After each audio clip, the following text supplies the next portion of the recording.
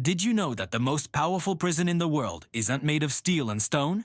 It's made of thoughts. It's built from the single simple idea that the answer to your problem is somewhere out there. This is the story of a man in a jail cell who learned that truth the hard way. Before him stood a heavy iron door, and in its center a single imposing lock.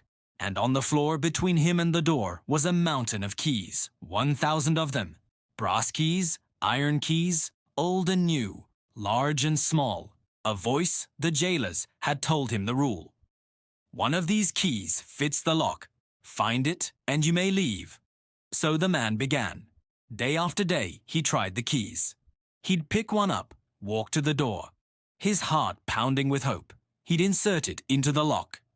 Click. It wouldn't turn. He tried sorting them by size, by color, by shape. He developed complex systems. He grew tired, his fingers sore, his spirit crumbling. The pile of rejected keys grew, but the door remained sealed shut. He was trapped by the sheer number of choices. The answer, he was sure, was in finding the one perfect key. One day, exhausted, he picked up a simple brass key. It was key door 742. He was so tired of the routine he didn't even get up. He just sat, staring at the lock, rolling the key in his hand.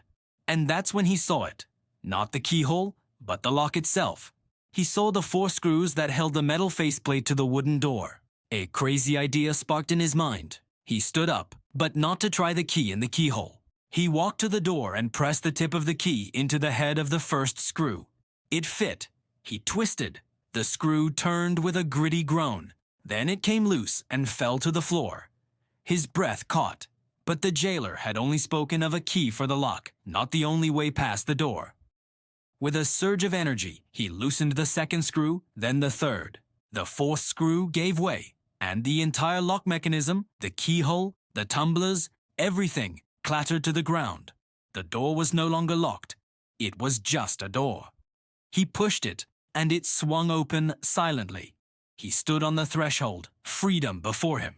He looked back at the pile of 999 unused keys. He hadn't found the right one. He stepped out of the jail, not by unlocking the door, but by understanding that the lock itself was the weakest part.